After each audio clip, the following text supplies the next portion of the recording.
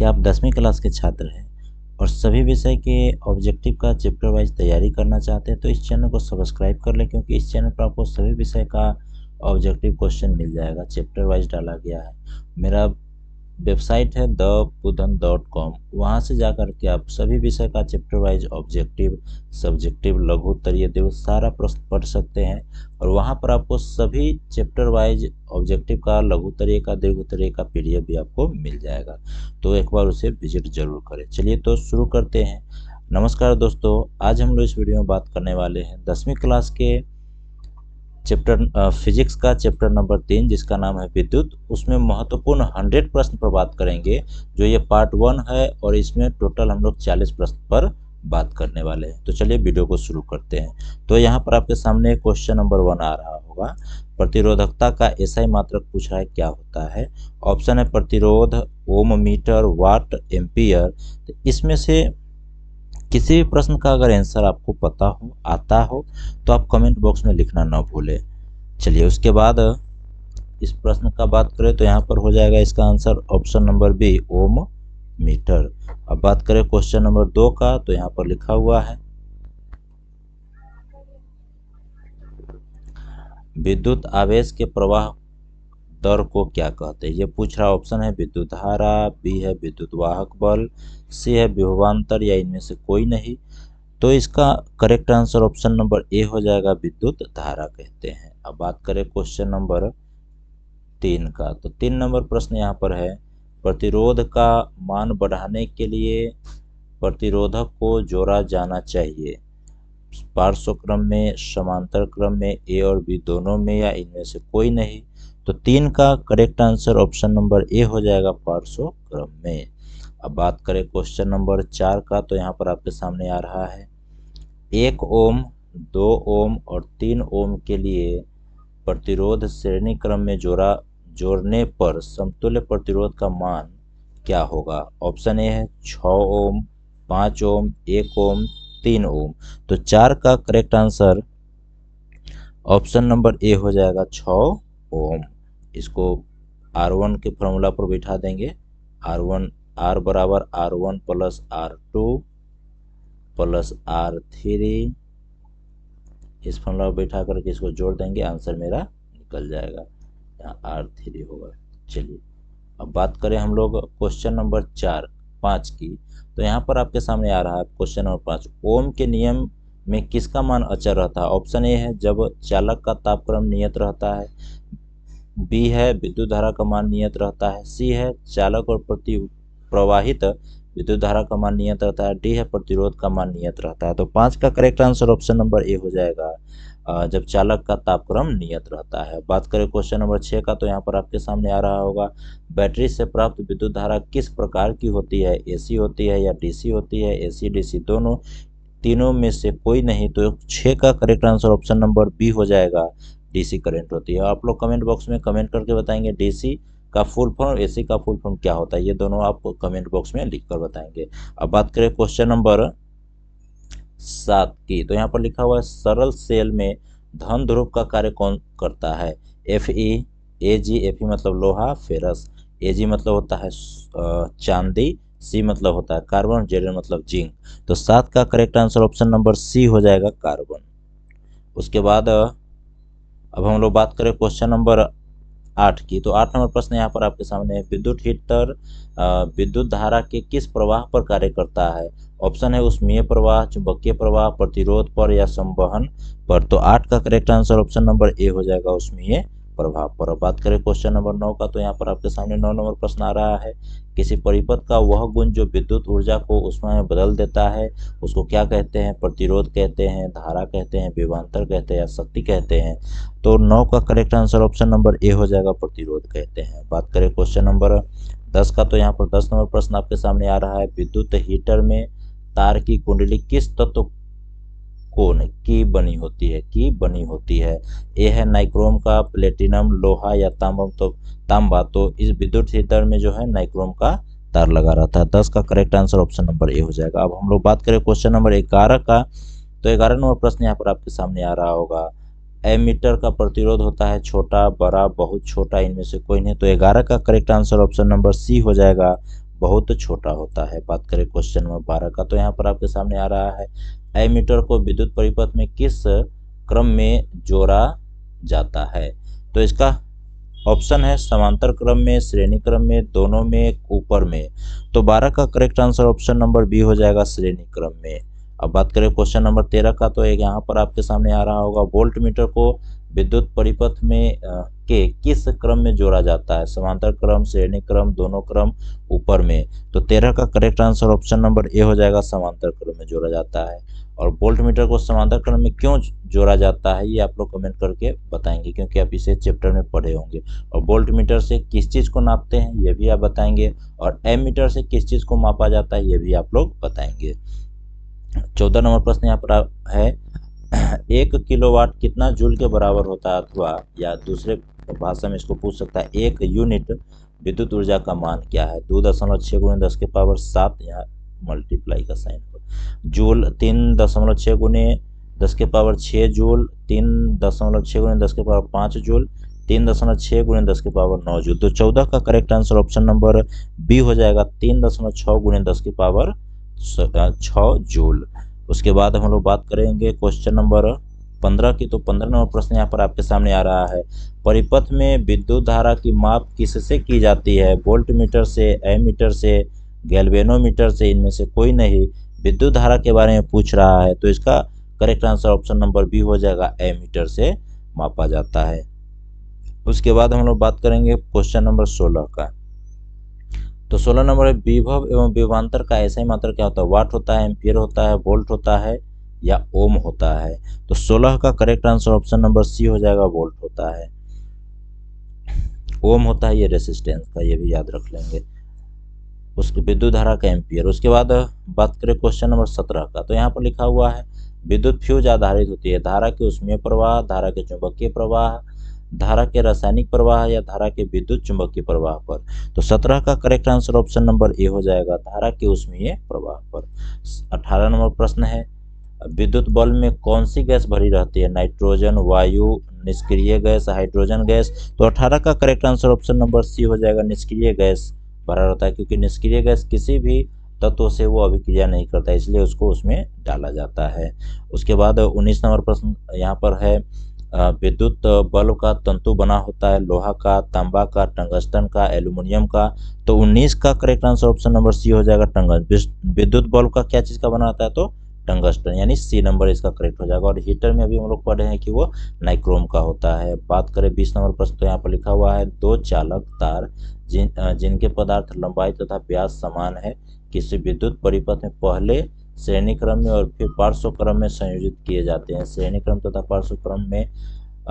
पार्श्व क्रम संयोजन में उत्पन्न ऊष्मा का अनुपात क्या होगा। तो 20 का correct answer option number C हो जाएगा, 1:4। बात करें 21 नंबर प्रश्न, तो यहाँ पर आपके सामने आ रहा होगा जब किसी चालक तार से विद्युत धारा प्रवाहित होती है तो गतिशील कण क्या है, परमाणु है, आयन है, प्रोटॉन है, या न्यूट्रॉन है। तो 21 का correct answer option number D हो जाएगा। जब भी करंट किसी भी तार से प्रवाहित होता है तो उसका मतलब इलेक्ट्रॉन का प्रवाह होता है। करंट गया इसका मतलब होगा कि इलेक्ट्रॉन का प्रवाह हो रहा है वहाँ पर। अब 21 नंबर प्रश्न का बात करें तो यहाँ लिखा हुआ है विद्युत का अच्छा चालक है लकड़ी है, प्लास्टिक है, कार्बन है, या चांदी है। तो इसका correct answer option number D हो जाएगा, विद्युत का सबसे अच्छा चालक चांदी को माना जाता है, जिसका संकेत होता है Ag। चलिए उसके बाद हम लोग बात करें 23 नंबर प्रश्न का, तो यहाँ लिखा हुआ है जब एक से अधिक प्रतिरोधक श्रेणी क्रम में जुड़े रहते हैं तब कौन सी भौतिक राशि उनमें समान रहती है, प्रतिरोध, विद्युत धारा, विभवांतर, इनमें से कोई नहीं। तो 23 का correct answer option number B हो जाएगा, विद्युत धारा। 24 नंबर प्रश्न यहाँ पर है समांतर क्रम में जुड़े तीन प्रतिरोध R1, R2, R3 का तुल्य प्रतिरोध क्या होगा। ऑप्शन है R1 + R2 + R3, 1/R1 बराबर 1/R2 + 1/R1 + 1/R2 + 1/R3। Option C 1/R = R1 + R2 + R3, तीनों में से कोई नहीं। तो 24 का correct answer option number B हो जाएगा, 1/R = 1/R1 + 1/R2 + 1/R3। ये फार्मूला है, इसको आप याद कर लेंगे, इस पर बहुत सारे न्यूमेरिकल क्वेश्चन बनाए जाते हैं। उसके बाद समांतर क्रम का फार्मूला है ये। उसके बाद हम लोग बात करेंगे 25 नंबर प्रश्न का, तो यहाँ पर लिखा हुआ है विद्युत ऊर्जा का व्यवसायिक मात्रा क्या होता है? वोल्ट होता है, वाट होता है, किलो वाट होता है या एम्पियर होता है? तो 25 का correct answer option number C हो जाएगा, किलो वाट होता है। अब बात करेंगे 26 नंबर प्रश्न। तो यहाँ पर लिखा हुआ है रियो रियो स्टेट का उद्देश्य क्या है? धारा का परिमाण में वृद्धि, धारा का परिमाण में कमी, धारा का परिमाण में वृद्धि या कमी, इनमें से कोई नहीं। तो 26 का correct answer option number C हो जाएगा, धारा का परिमाण में वृद्धि या कमी। अब बात करें 27 नंबर प्रश्न। तो लिखा हुआ है 6 वोल्ट की बैटरी को श्रेणी क्रम में जोड़े, 2 ओम और 4 ओम के प्रतिरोध से जोड़ने पर परिपथ में धारा का मान क्या होगा? ऑप्शन ए है 2 ओम होगा, बी यहाँ पर है 1 ओम और सी है 4 ओम, डी है 6 ओम। तो 27 का correct answer option number B हो जाएगा 1 ओम। उसके बाद हम लोग बात करेंगे 28 नंबर प्रश्न का। तो यहाँ पर लिखा हुआ है विद्युत शक्ति का ऐसे मात्रक क्या होता है? ऑप्शन है किलोवाट, वाट, एम्पियर, जूल। तो 28 का करेक्ट आंसर बी हो जाएगा वाट। विद्युत शक्ति पावर को वाट से मापा जाता है। अब बात करेंगे में मापा जाता है, वाट से नहीं। चलिए उसके बाद 29 नंबर प्रश्न है 1 किलोवाट कितना जूल के बराबर होता है? यहाँ पर मल्टीप्लाई होगा सब में, ये एक्स आ गया है।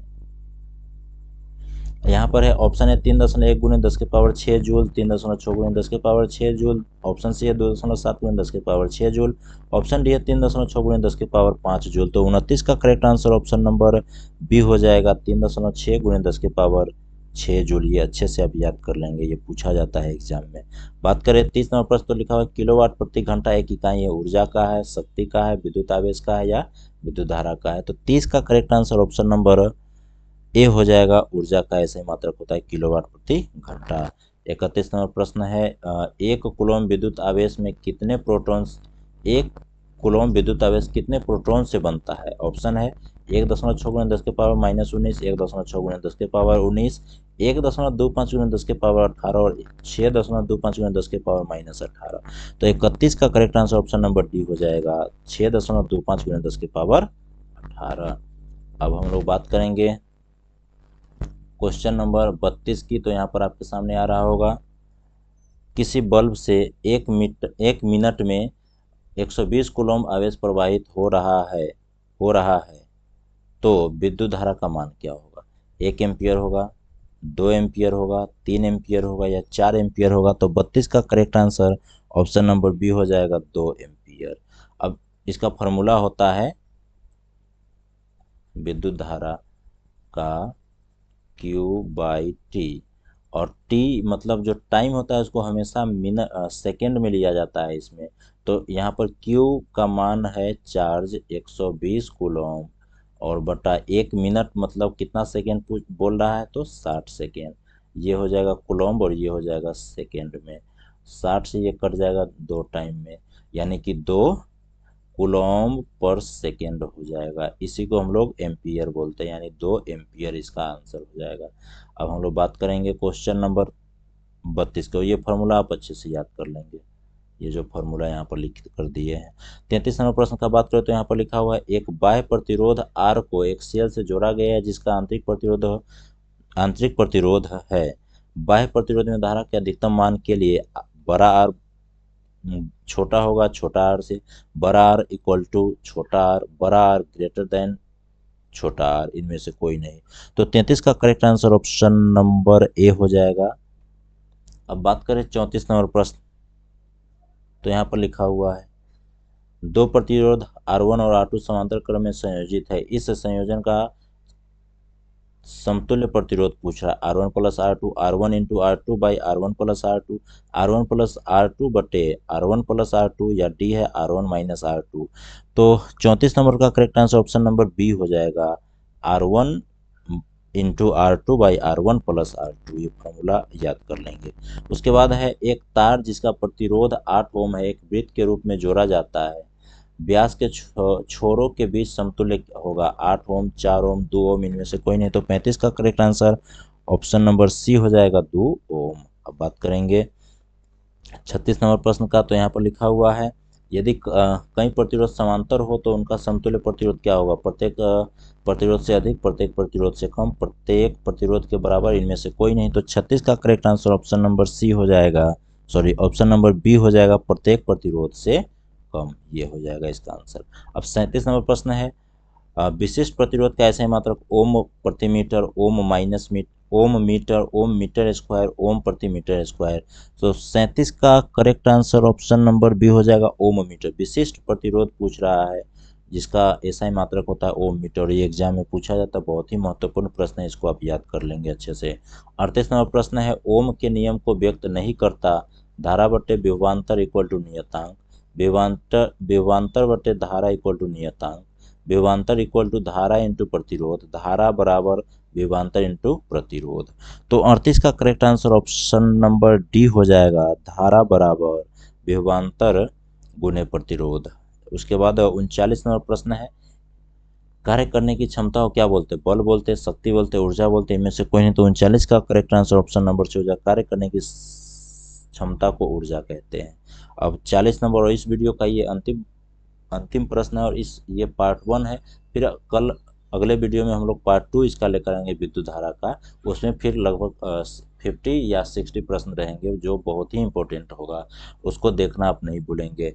कल 7 बजे वो अपलोड हो जाएगा। चलिए, और इसके डिस्क्रिप्शन में भी उसका आपको लिंक दे दिया जाएगा। यहाँ पर लिखा हुआ दो प्रतिरोध 22 तथा 32, सॉरी यहाँ 22 ये नहीं है, ये ओम है, 2 ओम है, और यहाँ पर 3 ओम है, समांतर क्रम में जुड़े। इन दोनों के समतुल्य प्रतिरोध का मान क्या होगा? 2 ओम से बड़ा, 3 ओम से छोटा, 3 ओम से बड़ा, 5 ओम से छोटा, या 5 ओम के बराबर दोनों छोटा। 40 का correct answer option number D हो जाएगा, दोनों से छोटा। 2 ओम और 3 ओम से क्या हो जाएगा? छोटा हो जाएगा। तो ये वीडियो आपको कैसा लगा ये कमेंट करके जरूर बताएं, और अगर अच्छा लगा हो तो अपने कम से कम 5 से 10 दोस्तों के पास इसे शेयर कर दे, ताकि वो भी अपने तैयारी को बेहतर कर सके। चलिए फिर मिलते हैं अगले वीडियो में।